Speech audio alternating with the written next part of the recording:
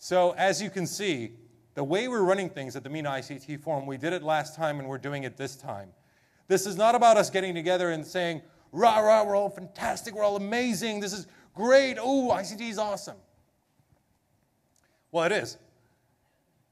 And we're also going to get in there and say, here are the problems, here are the issues, here are the opportunities that if we step up, all of you, whether you're in government, whether you're in the private sector, whether you're someone who codes away in his bedroom and comes up with the next app or the next cool thing, whether you're an investor, everybody needs to think about this. And if you just talk to the people around you, you're going to discover some amazing things. I was talking to one of our panelists for tomorrow, Alexandra Tome, and she was talking to me about a company that tailors suits. And they use technology. What do? You take a picture of yourself holding a CD. You stand in a mirror and you take a picture of yourself holding a CD. And because the measurement of a CD is so precise, they can figure out the rest of your measurements. And you can order your tailor-made suit online, pretty much. And it's perfect. And that's somewhere here in the region. Like, that's a story. So we're going beyond just things like self-driving cars and talking glasses and all that, as an example. Speaking of which, I've got a really great example to talk about right now, some very talented people to tell us about Jordan's first supercomputer, built using, you're not going to believe it, so let him tell you about it. I would like to introduce Zaid Aboudiyeh to tell us about the supercomputer known as Iman 1. Zaid.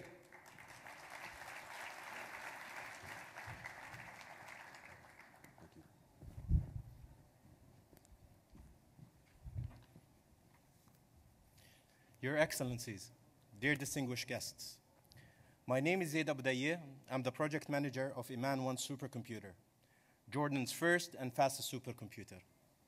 It's a great pleasure and honor to be here today to share with you a great Jordanian success story.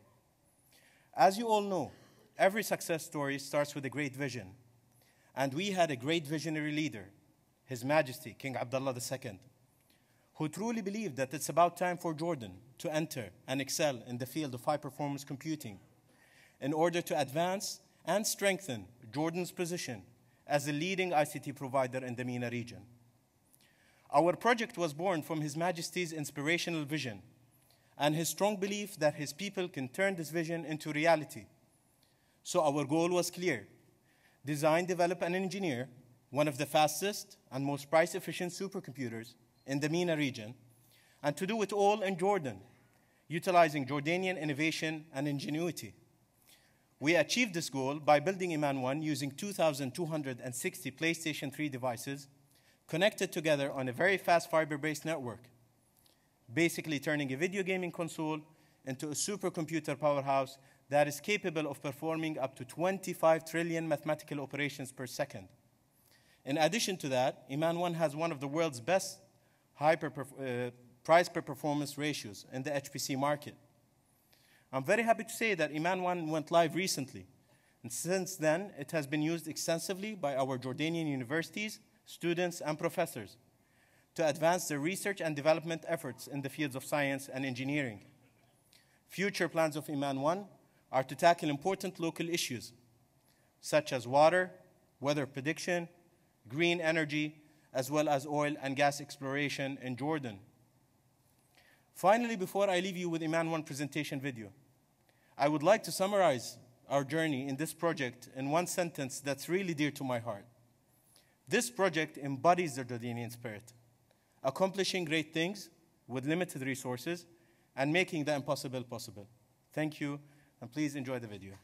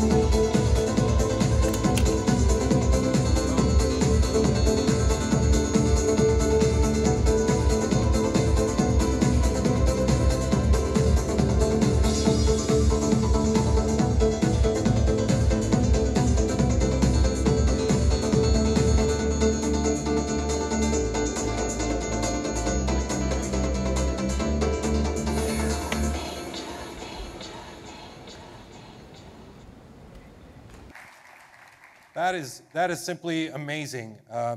Zaid Aouday, ladies and gentlemen, and his team, thank you all very much for this fascinating presentation.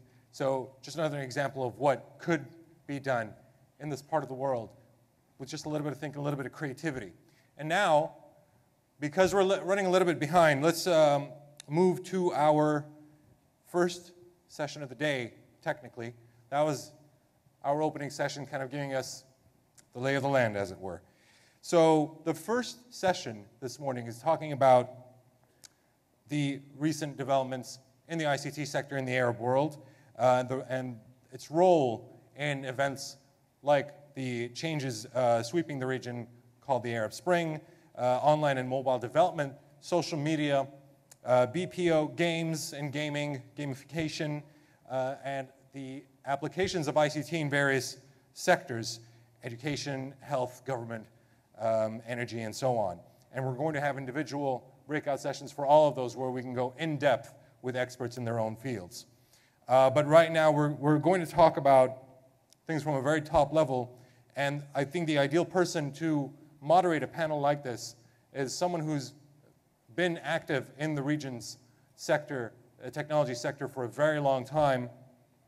Hosni Khufash, who is a Jordanian entrepreneur and management professional with over 18 years of extensive experience in ICT.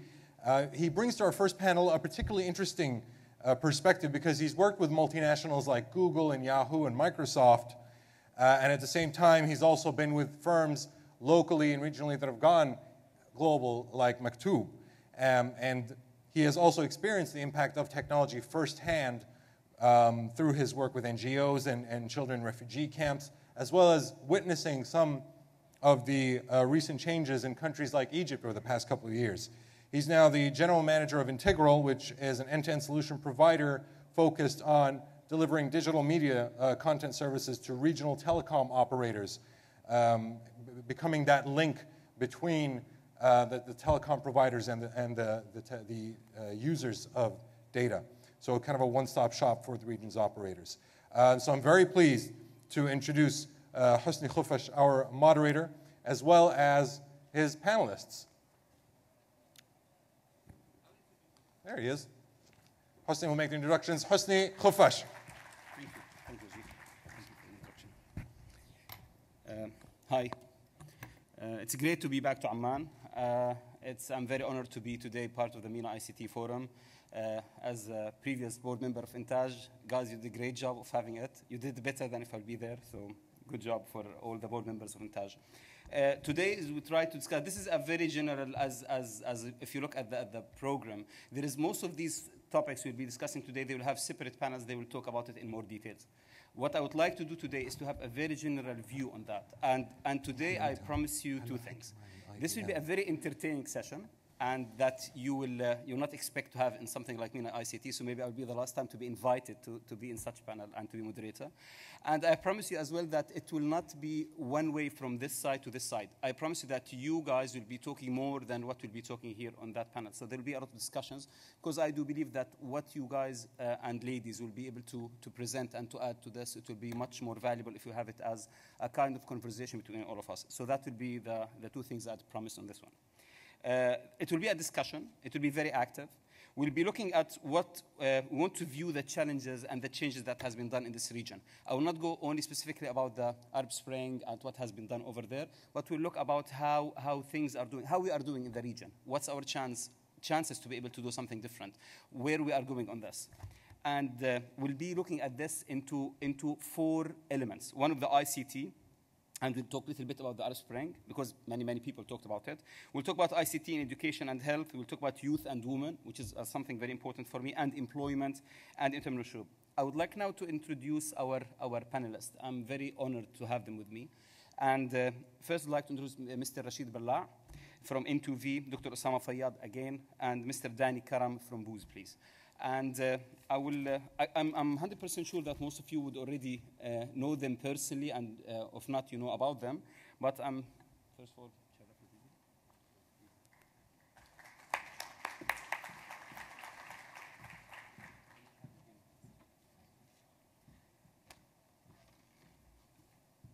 I will start introduced by Dr. Osama, as already been introduced before. Osama, other than his great job and his great success, what he did with Yahoo and with Microsoft, after that, I think that Osama today he is playing a very important role in the region with Oasis 500. The plan is to have 500 startup companies. He is already doubling for the first what he started, what he wanted to achieve. I think that will be great to have that gap of where are smart entrepreneurs in the region, and we'll talk more about this in a bit, about how we can take them, how we can help them to do something more impactful, and how can it change the situation. Rashid Balla, Rashid is all of them are very good friends. Rashid, I know him more than 18 years now. He's the CEO of N2V, National Net Ventures.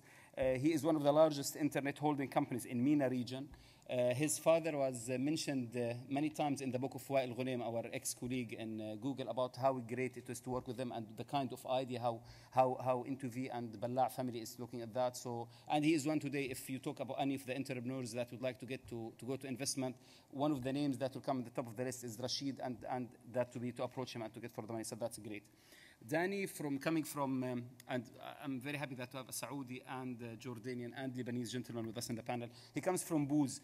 I will not spend time to introduce Booz for you, but the great thing about Danny is that he's looking about the ICT for the government, for the region, and focusing on the e-government and the e-commerce about that. So we'll have a lot of data and information we'll have about it. So I'm very honored to have you gentlemen. So thank you so much for being here. I will start with Danny. Danny, about the position of ICT in the government. Fadi Ghandour been discussing lately about e-commerce and some of the challenges we had. He thinks that, Osama said that we are about like 400% under what should be in the e-commerce in the region. And worldwide, even I was discussing that before. I think that comparing to Turkey, which was 10 years ago, it was economically as good or as bad as Egypt. And look at Turkey today, how great they are doing today. So if you look at a country that we're not talking about something that happened in the States or in UK for whatever it is, we're talking about Turkey, who were having like really major problems. There are about 74 million people. I've been lucky enough to work recently in Istanbul and to see what's going on over there. It's unbelievable what you can see over there. What do you think, Danny, about the government and the ICT, how we are doing an ICT percentage growth? Give us some numbers from your Booz hat. Sure. Sorry. First of all, from a MENA point of view, governments haven't been pushing the ICT agenda as much as they should have. And this is mainly based on the fact that governments have been concerned with short-term returns rather than a long-term view about the social economy, and that's pretty understandable given the economic downturn that the region has been facing.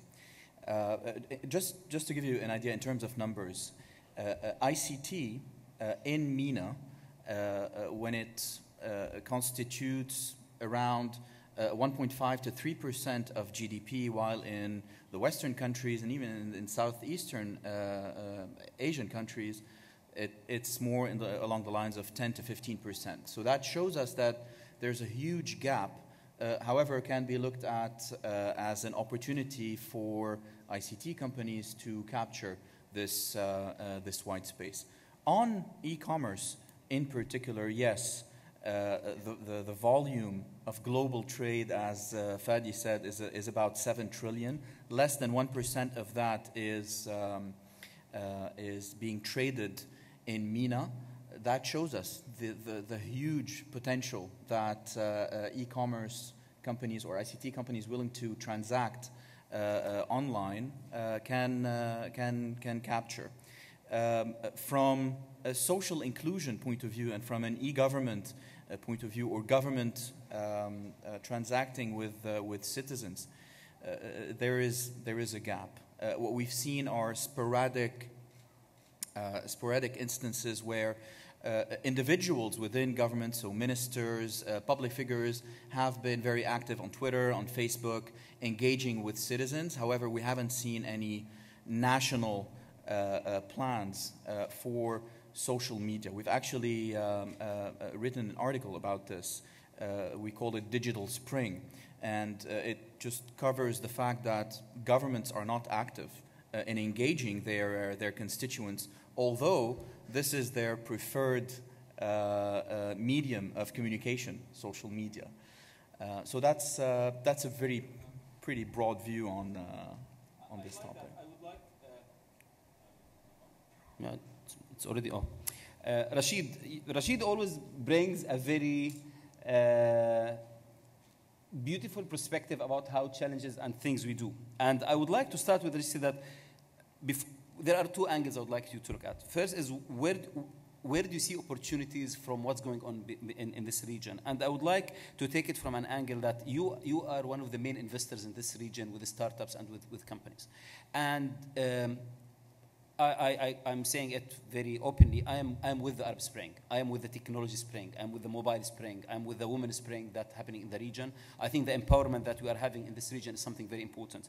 Some people, some business colleagues will say that this is the worst thing that happened to us. Business has been disturbed. We are not seeing technology is doing what it is. Look at the situation in Egypt. Hosni Mubarak is not in power, but look today what's happening with the Brotherhood, Islam Brotherhood situation. There's still, people are not empowered and we are not getting what we need. From business perspective, coming not from Egypt and from Jordan, from this region, coming from Saudi and with all seeing what's around, how do you see the opportunity? Are we going backwards, or is this just only a step back and we are jumping in the future? The way we see it is that the opportunities are huge. There is no doubt about it. What has been mentioned today in the previous panels about all the macroeconomics supporting a huge kind of growth and opportunities. Having 50% of the population in the region are below 21 years old, having strong purchasing power, especially in the GCC, having almost 200% mobile penetration in some countries, an average of 170 in the GCC, having internet penetration exceeding what I call a tipping point in terms of what was happening in the US in the late 90s. If you look at the US in 1999, when at the peak of the growth that was happening there, internet penetration was at 43% on dial-up. So today we are way beyond this. It's a 70% average in the GCC. It's 30% across the Arab world, but it's in certain markets they are much higher. And we've already crossed this, and most of this is now on broadband. So there is no doubt that opportunities are big, demand is huge. Now the problem comes with the supply side. So there aren't enough businesses supplying for this demand. And it's a chicken and egg thing, because what you see is that the problem mainly is that everyone is trying to capture low-hanging fruits. Everyone is going towards, just e-commerce, or just kind of even, group buying or flash sales or whatever that would immediately monetize today. Where if you go in and see how technology is transforming every single industry in the region, you don't find enough companies, as Dr. Osama mentioned at the previous panel, that are focusing on niches, that are focusing on technology, that are focusing on solving problems. And those would require funding, so it goes back to investment. So again, one of the main problems is that, is there enough investment in this area or not? And if you look at investment, for investment to be worth it for the private sector to come and invest, you need proper exits. You need to have a full ecosystem running.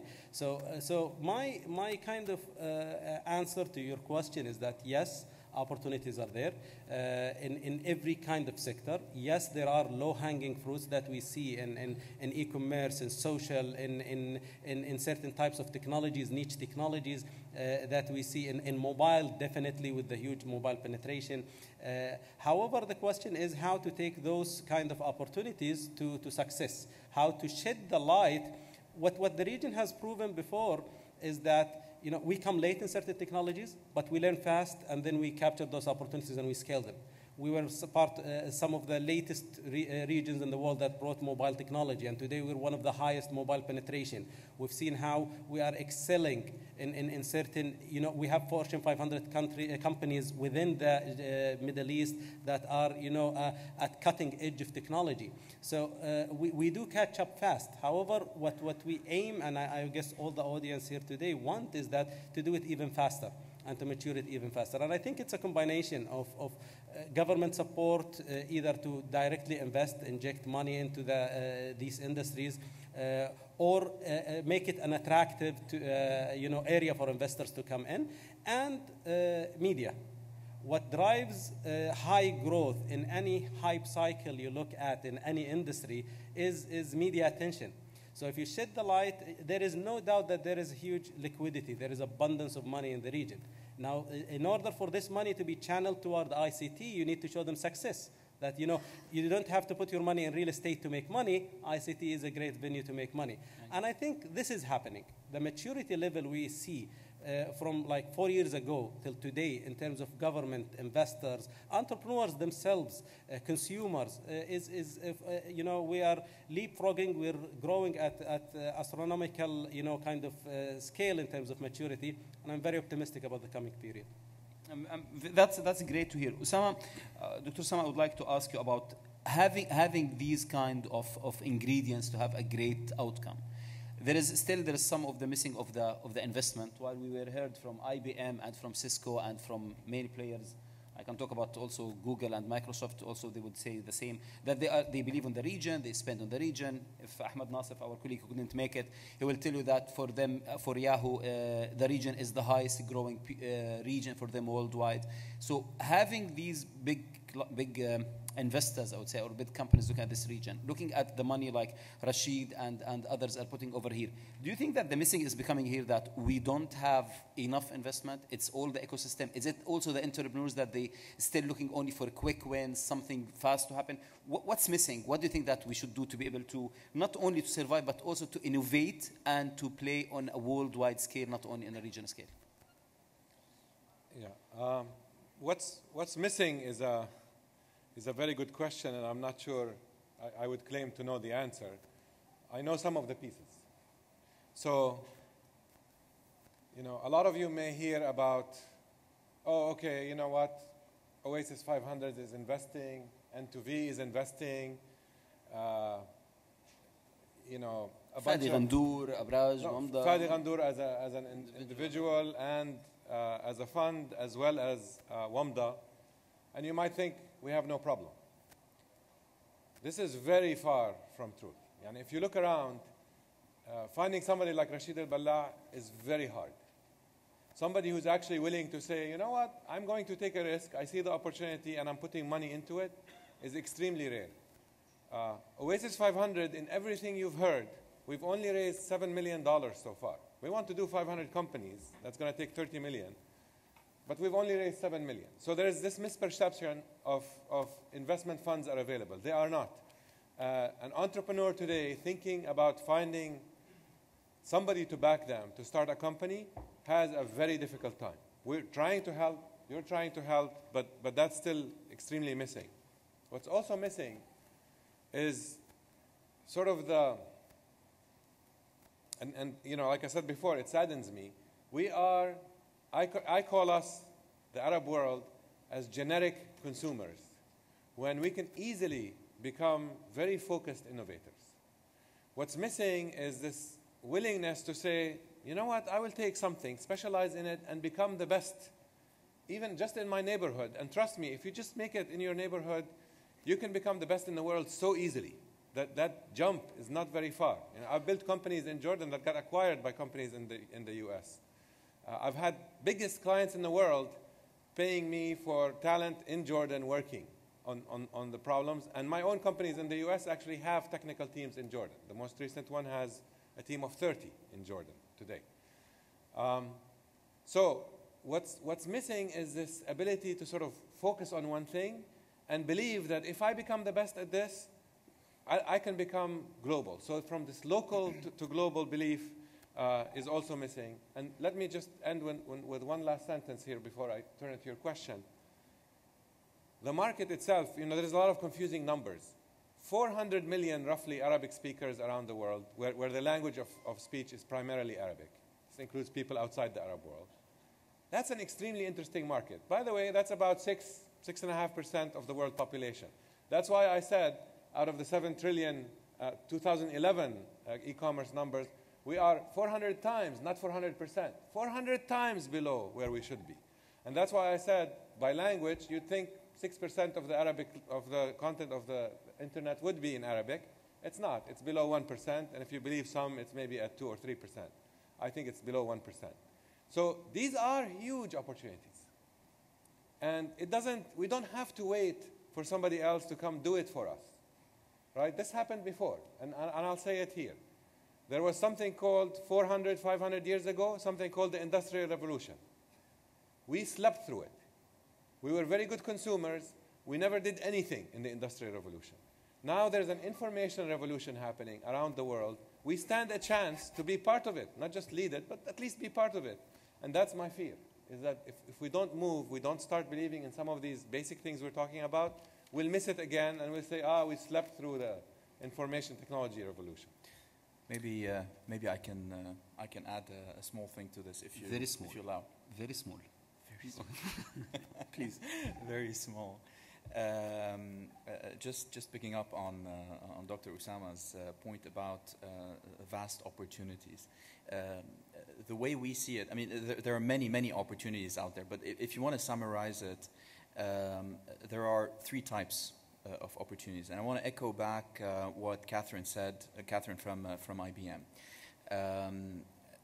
The concept of a smart city is going to be huge. It's going to be a big trigger for transforming the way we live, the way we play, and the way we interact. So the concept of a smart city is going to build around it a huge ecosystem of ICT opportunities. That's the first one. The second phenomenon is a phenomenon we like to call the digitization phenomenon. And this is transforming your traditional sectors, so healthcare, education, government, transport, into e-sectors. And you can imagine the opportunities are vast.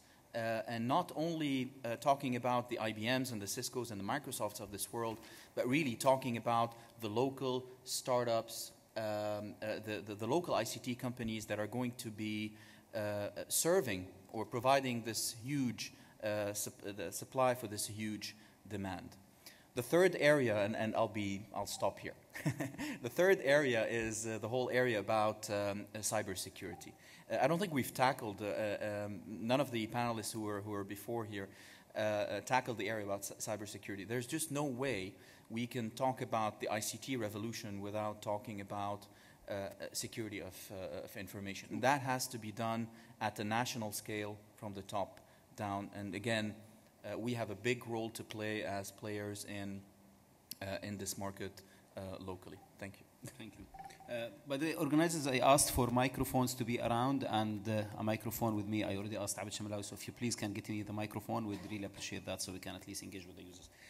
Okay, I have a question. So before we go that, so for the big players, and I see like Sherbil from Microsoft, Catherine, you are here, Duncan, like all the main players in here. I have been lucky enough to work with most of you as an employee or as a client. And I do see that there is a great investment that you put on this region from multi ways. But there is way of putting real cash that can help transforming.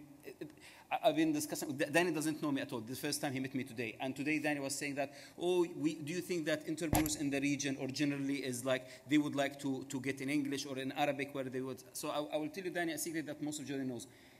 15 years ago, I didn't speak a single word of English. I finished from a refugee camp school. I don't know, I never saw a computer in my life. And I was selling falafel sandwiches and grilling chicken to be able to survive my life. So Great success story. And I don't think that, and I'm saying this because I don't think that we have to call an entrepreneur when he is applying after OSS 500 and he can succeed on that. I do believe, and I don't consider myself as an entrepreneur. I was just only a survivor. It wasn't an idea of I would like to make money and to be able to drive a good car. It was for me, will I survive? Will I be able to make it or not? So that instinct in the Arab world, and especially in this country, it's a major issue. It's not about a luxury that we'd like to do something to be proud of and to put it on NASDAQ and to see how our stock is doing. It's about if we can make it as an individual, as a country.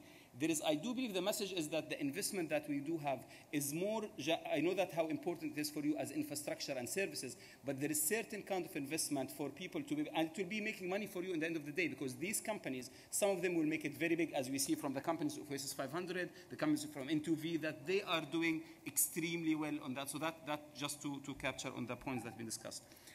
Let's talk about we didn't talk about USA. We look at Europe, UK, and USA very highly about when they look at technology and things.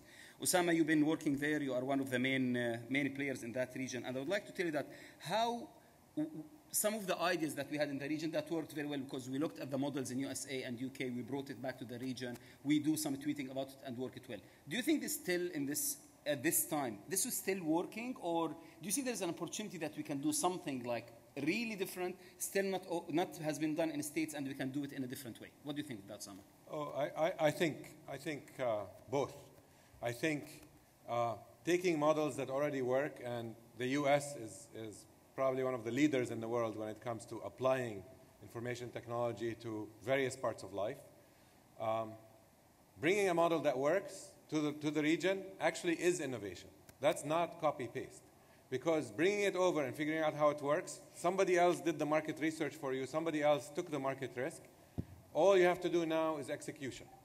So that's a beautiful model, and we invest in companies that do that. And that's why we invested in the, Arab world's first sporting goods store, Arab world's first music instrument store, Arab world's first. And it's not, there's very few people in the world, very few places in the world where you find a market, a significant market, 400 million people, that is not addressed, where you can create the first, X. So that's one huge thing. The other one that I wanted to comment, a couple of comments I heard before is sort of the role of women and the role of government. I don't believe government can drive innovation. I believe government at best can enable, can build some infrastructure and allow you to do something. So don't count on government. It's really you, the private sector here, who can take a problem, crack it, and in the ICT field, your opportunity to crack any one of these problems is so significant that the rest of the world will listen and adopt it. Henry Ford wasn't, this really huge, well-known character. He just came up with a better way to build a car, limited the option, simplified it, and then the rest of the world followed that whole methodology, right? And he came at a time when the U.S. was not necessarily the example of sort of industrial production in the world, right? So we have that chance. So the last note I'll say about women is something, I've seen here and I'm pleased about, and this is why, I'm a big believer in private sector efforts. Oasis 500 is about business. We look for business models that work. We invest in businesses that we think can make a return for our investors. 20%, which is 22% of the attendees of our boot camps, the training boot camps, are women. Which, by the way, in ICT, that's an overrepresentation. But let's take that 22%. These people go through a process, and then we select the best, in our opinion, the ones that are ready for investment. Companies led by women entrepreneurs have twice the chance of getting the funding. Roughly 38, nearly 40% of the companies we invest in are led by women, versus only 20% being represented in the training boot camp. So that tells you another thing that we are missing out on in the Arab world, which is the amazing contribution that can come from women entrepreneurs. And I actually think, I agree with Husni, entrepreneurship is one of our ways, probably the only way out for us as the Arab world to sort of join the rest of the world. There's no other way you can solve the problem of 80 million new jobs to be created, new jobs beyond the retirement and replacement to be created in the next few years. How else would you do it other than creating companies? So to me, this is a huge area. We should think about it. We should encourage our children to go after it. We should change the education system like Her Majesty the Queen is trying to do. And we should, of course, encourage investors like His Majesty King Abdullah has been pushing, attending our Angel Network events, advising investors, trying to attract the investors from the US and Europe to come invest in Jordanian companies. And I would love to have the day when a lot of the investors are actually, for the foreign ones to come, guess what? The local investors have to put up the money. Our first fund was all local. I'm hoping that the next time we raise money, we get participation from Cisco, from Microsoft, from Google, from many others, from Saudi Arabia and other places. What do you think of that?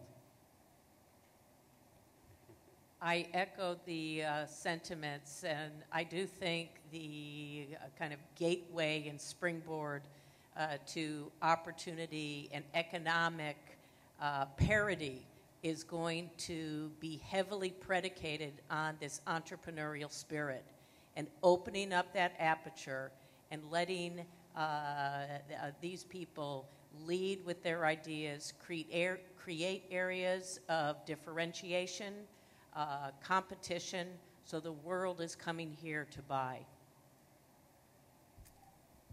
Thank you so much for that.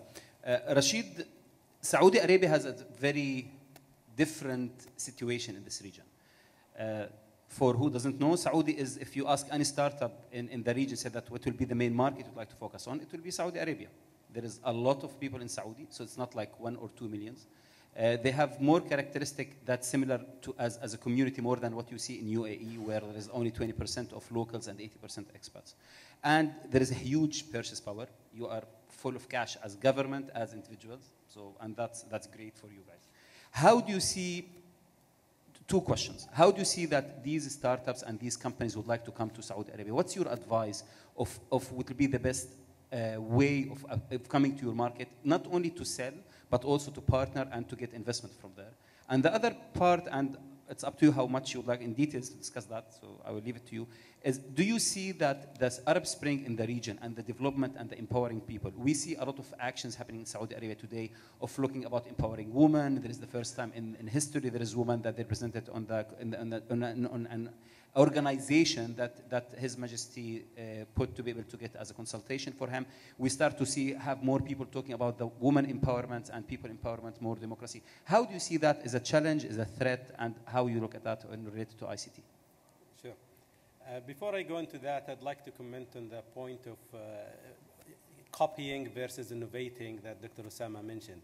I fully agree with Dr. Osama about that copying a successful working business model from the US or mature markets to here is some sort of innovation on itself. But however, what we have to look into is how mature are those businesses in the US themselves. So if you look at what Gartner, for example, published as a maturity curve of industries, you find that a lot of entrepreneurs here, because they look at news and media and follow sites like TechCrunch and others, are usually trying to copy kind of immature businesses. So we've seen in the past few years tens of group buying and flash buying kind of e-commerce sites where we haven't seen enough e-commerce, traditional e-commerce sites. Why? Because Amazon is like a boring company in a way where, you know, Groupon or those kind of sites that are trendy now and flashy, and everyone wants to do another Groupon. So what entrepreneurs have to look at is where is the money, where is the essence, and not where is the hype and kind of high expectation. Unless they want to go to high core technology innovation in terms of building algorithms and innovating in those areas. And those are valid, but the target audience isn't in the Middle East, it's a global market. So again, with Gartner, they have what they call the 4 nexus of forces, and they are social, mobility, cloud, and information. Those areas are huge areas that, you know, would require a lot of innovation, and we have some of the best kind of talent here in the region to tackle those problems. So that's for that point. Now, regarding Saudi Arabia, I think a lot of what we are discussing today, especially with the entrepreneurship ecosystem, goes back to one single point, which is maturity. Now, if you look at the US market, and we've been to tens of incubators there and accelerators and investment events, you see that entrepreneurs themselves are usually older, have worked in a big corporate, have been around, have a good network of people within the industry, and identified a clear opportunity with a clear exit. Then they, you know, kind of quit their jobs and focus on it. Here in the Middle East, you see entrepreneurs being fresh graduates, being people without enough experience. So yes, they have the passion. Yes, there is an opportunity, but they still lack some of the discipline. They still lack some of this. And a very critical point, they're in a hurry to become millionaires. And you know, they think within a year or two, their startup will become $1 million company and they'll make a lot of money. And this extremely rarely happen.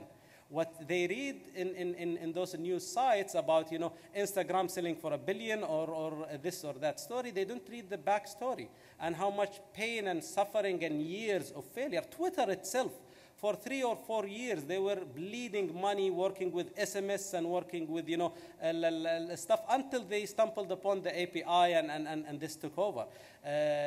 So what entrepreneurs should understand is that focus on the product itself and focus on making it a success before you focus on how to make money out of it. So if it was me, and I'm a Jordanian entrepreneur and I want to get into Saudi, first step is to know the Saudi market. First step is to go to Integral, walk up to Husni and have him hire you in Saudi and learn about the Saudi market and come to Saudi Arabia, spend some time there, work in an organization, identify the opportunities from within the market.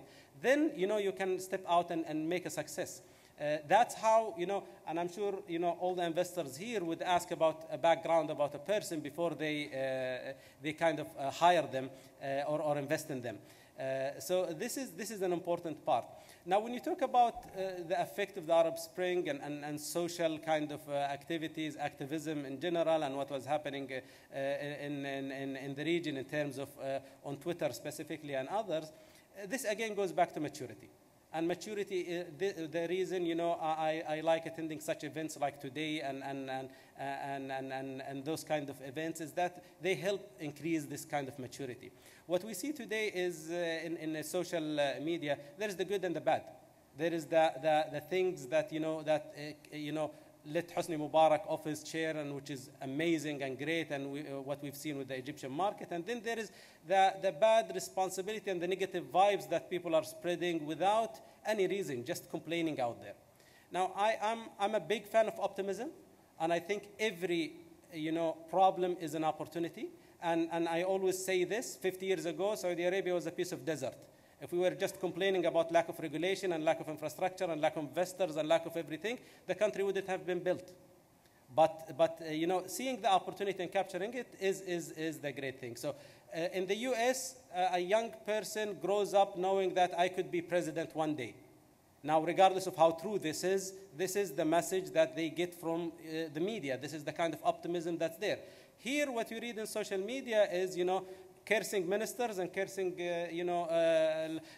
rulers and kind of, asking people to resign and do stuff that is not necessarily, what should happen. Yes, we are all for accountability. We are all for kind of responsibility and people speaking up. But also it has to be kind of, and this is, I'm not worried about this because this is a maturity curve every kind of new media has to go through, and we'll reach there eventually. Excellent. I would like to call for, as we are talking about startups, so FIDA is one of the startups that having an Oasis 500, and they work in video and the production. How do you see that between what Rashid is saying, that if you would like to go to Saudi Arabia, and what was saying Osama? How do you see that happening for you as a startup company that attracted some investors importantly in the region? How do you see your growth and how that will happen? If I can comment on what Rashid said first, I couldn't agree more. I really do believe that challenges are opportunities, and that we are lucky in the region as Arabs and as women in specific that we have challenges to overcome. As startup businesses as well, it's not as easy as it seems to be. There are a lot of things to learn, a lot of markets to penetrate. The Saudi market is absolutely one market every single startup wants to move into, and one of the most difficult markets. If you can get me in there, Hosni, Rashid. I hope I answered your question. So, I would like to ask, is there anybody from Egypt here other than Hussam Sukkari?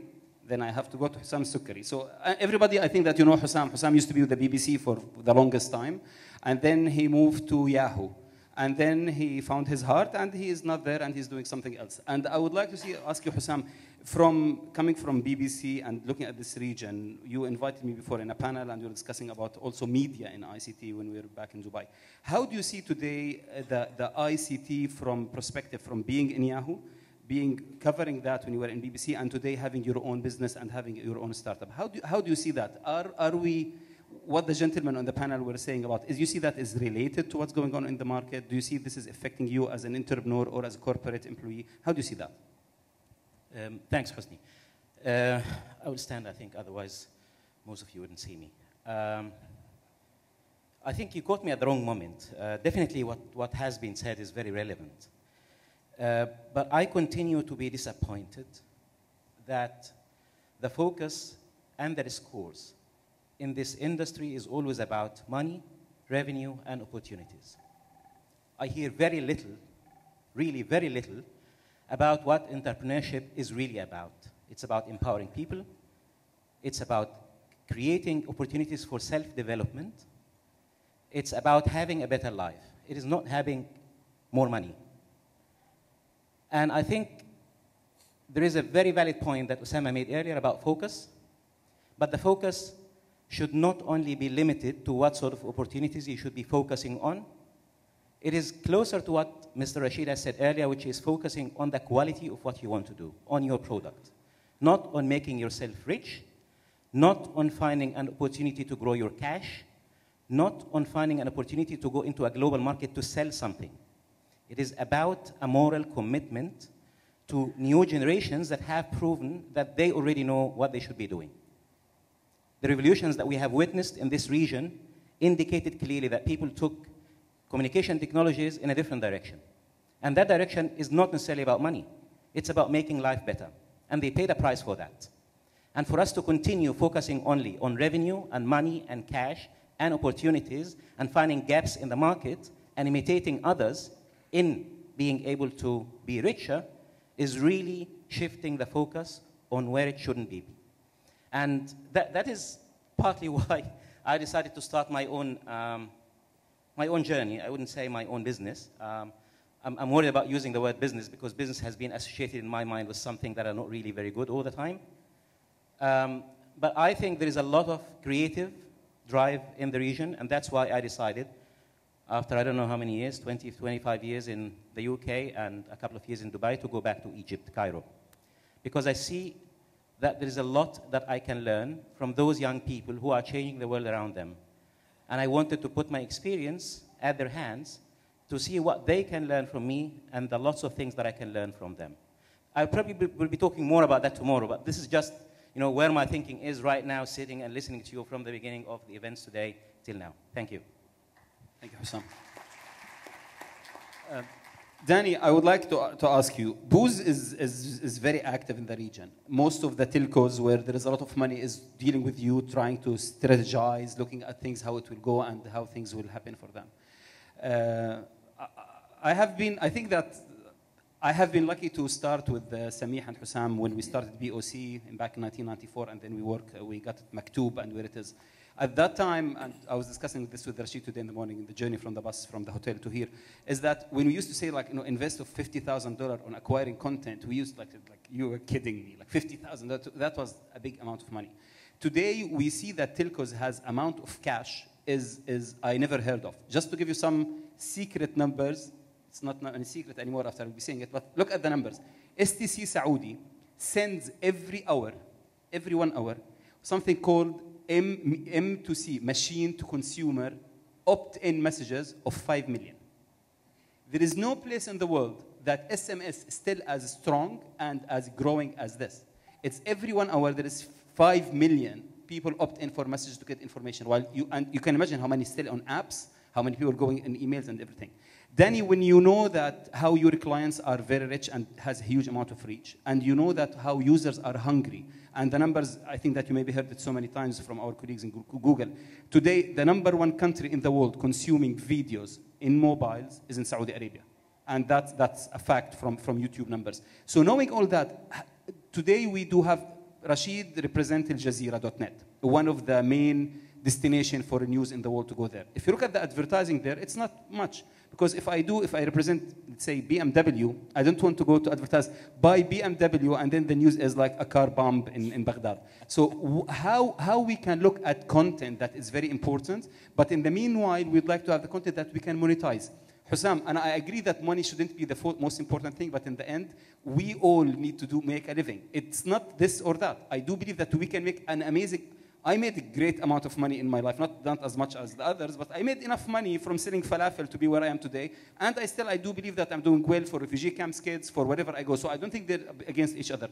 How do you advise your clients to keep these both points in their minds? Make money, but also make something that can be sustainable for the future and satisfy your users. Sure. It's a good question, actually. Telecom operators in the region are currently undergoing a paradigm shift, which their counterparts in the West have undergone 5 or 7 years ago. And that paradigm shift is moving from the traditional revenue streams of voice and data to a more solution-based revenue streams into, again, what we call the digitization phenomenon. Today, if you look at, or IT services, if you want in layman's terms.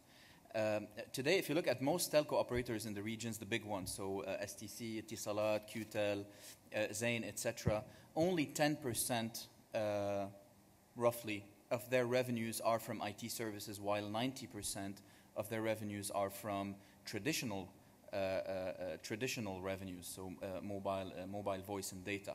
And we all know that this is reaching a peak.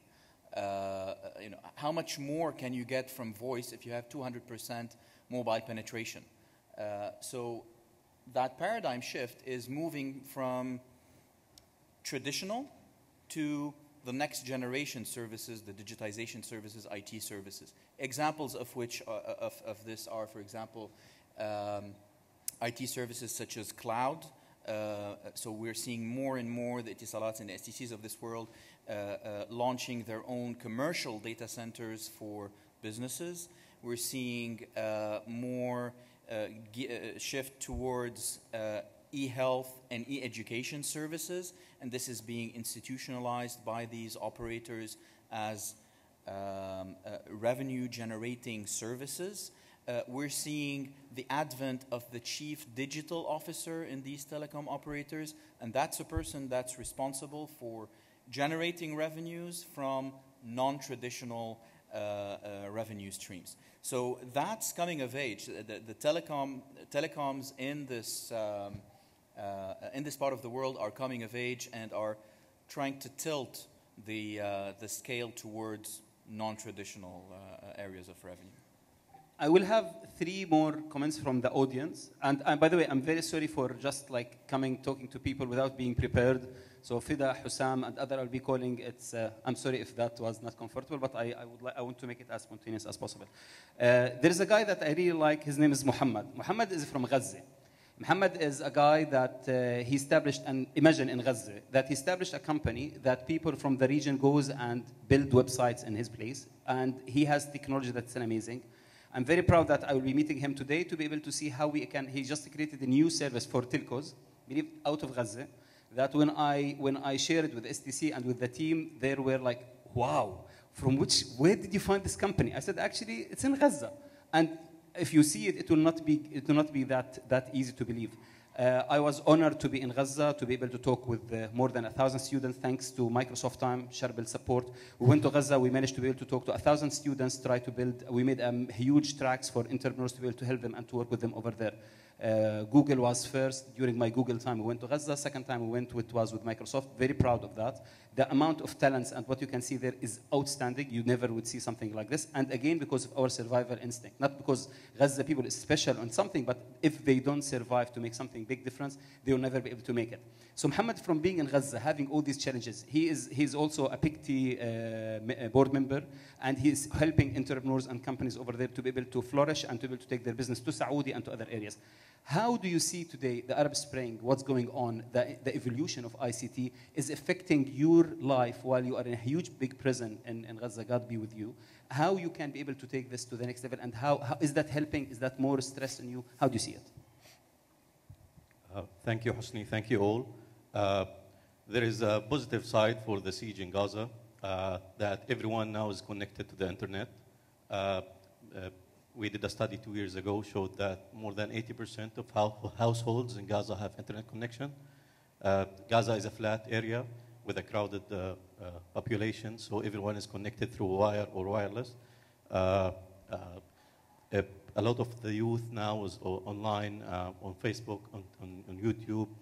A lot of initiatives now coming on from Gaza. The only way they learned about is through YouTube. Lately, we found some guys that do not know before how to read and write. Now they can type only over social media, Facebook and Twitter. They can type, but if you give them a pen to write their name or what they're writing on the social media, they couldn't. They learned how to type rather than how to write. The issue now is all of the funds are focusing on youth. As Mr. Rashid said, sometimes we're focusing on the graduates rather than experienced people. Also, we were focusing on the ICT graduates. We were trying to make them business people rather than bringing other graduates from other pharmaceutical or other majors into information technology. We're now trying to cope. There is a lot of initiatives in Gaza.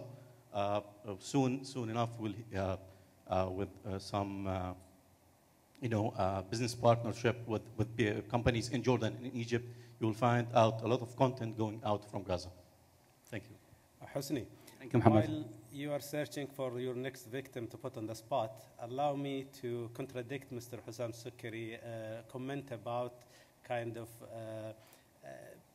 not enough startups are doing their kind of entrepreneurship activities, not for the money, but for the bigger Rashid, purpose. you make my day by this. You know that I'm only doing this trying to provoke everybody to say something that is not usual. So by all means. So from my perspective, what I see is that almost everyone who's doing a YouTube show nowadays isn't monetizing. And they're not doing it really to make money as much as to create an influence. What we've seen is that tens of volunteer networks and kind of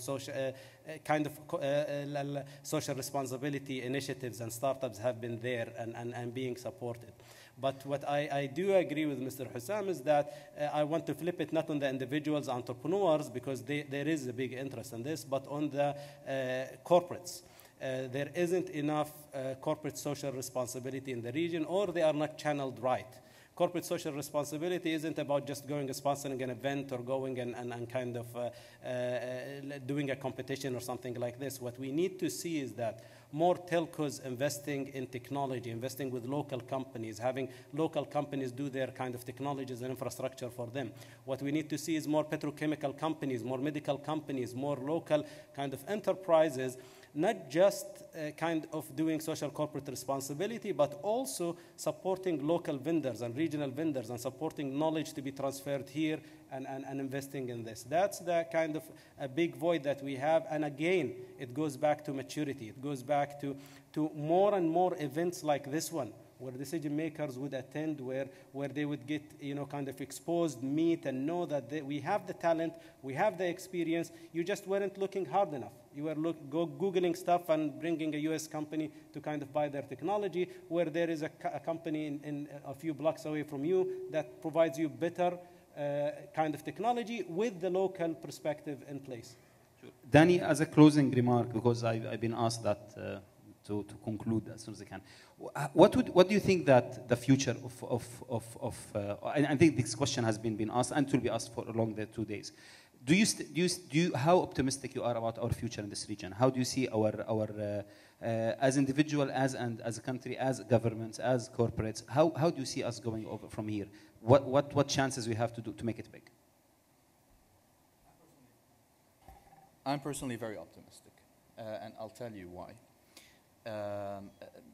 We did a study with Google called the Arab Digital Generation, and that's the portion of the population in the MENA region that constitutes around 40% of the total population that's digitally active, and that was born after 1977. And we found some very... 1977. So not us. So not us.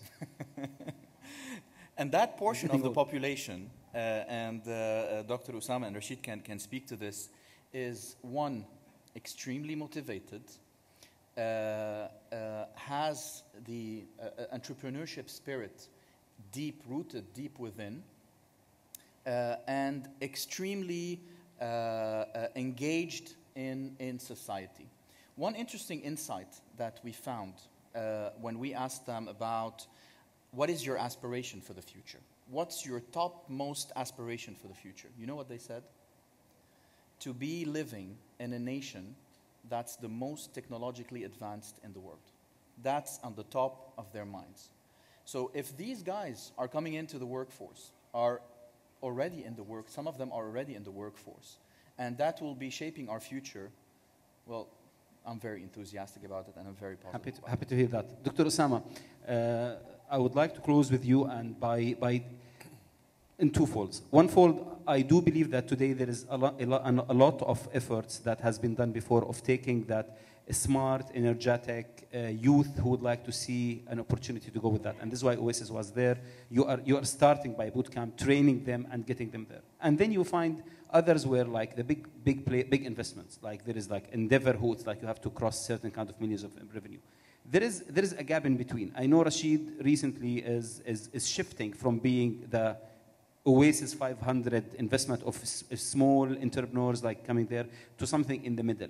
Where do you see that today if you would like to have a wish and to be able to see to have how we can complete and conclude the ecosystem of entrepreneurship and the investment on this? Where do you see that we should, as a country, as Jordanians, as a region, and as with our multinational and our friends in the world, what should we focus on to be able to complete that cycle, to be able to find jobs? Because all these motives and emotions, if it will not go to the rightward direction, there'll be more revolutions and it will be more bloody, and it will not be for the sake of each one. What do you think? Yeah, I mean, this is my biggest worry, if you ask me, is this zone of, after you've got your initial investments and maybe some angel funding, but before you qualify to get venture capital or private equity, and a lot of our investors, unfortunately, in the Middle East region are late-stage investors. They're not early stage. They want to see profits before they put in the money, which means, the returns will be lower, but they want to take less risk. We are trying to address this by encouraging people. We actually launched recently a new track for established businesses saying we'll invest $100,000 up to $500,000 in established companies to help them grow because we see the gap. But that is a very worrisome gap. That is something that needs serious addressing. And some of the stuff Rashid mentioned, including companies like the big telcos, like the big banks and so forth, saying, yeah, we'll buy from these young companies, we'll let them deliver the service, we'll let them build innovation. And by the way, when they do that, they're investing in their own future because they're growing their future customers. One comment that Rashid gave on the prior, the focus on money versus not money. Look, I never said focus on money. I said focus on technology, or more importantly, the abstract notion is focus on excellence. One example is when we started doing our training bootcamp, we didn't know what we were doing. For training material, we borrowed it from other people, but we worked on it, we improved it. Within a year, we have now material that is probably better, and I'll say this, better than any accelerator or any incubator can provide to anyone in an intense 5 to 6 days. Once we developed it, many people stood up, surprising places stood up and supported us because they saw innovation. The most recent support we got was through the help of the U.S. Department of State, the U.S. Embassy in particular, Ambassador Stuart Jones, and the King Abdullah Fund and the Jordanian government of 500,000 JDs to just go to the training. Nothing to do with the investment or anything, just train and deliver this high-quality training. This is not something I modeled. I didn't count on it. So I'm saying focus on excellence and be focused. And money will follow. Yeah, the good stuff will come. I would like to thank each one of you for being with us. I hope that I managed to deliver what I promised of entertaining and knowledgeable and to have people to share with us. Thank you so much for today. Enjoy MENA ICT and have a great day. Thank you. Hosni Khuffash, thank you very much. Also Rashid Billah, Osama Fayyad, Danny Karam, thank you for your contributions, and also to the members of the audience, thank you. So, gentlemen, and ladies and gentlemen, we will take a very quick coffee break, a 5-minute coffee break to give you all a break. We've just juggled the schedule around a little bit, and then we'll tighten things up on the coming few sessions so that we can still try to be on time for lunch.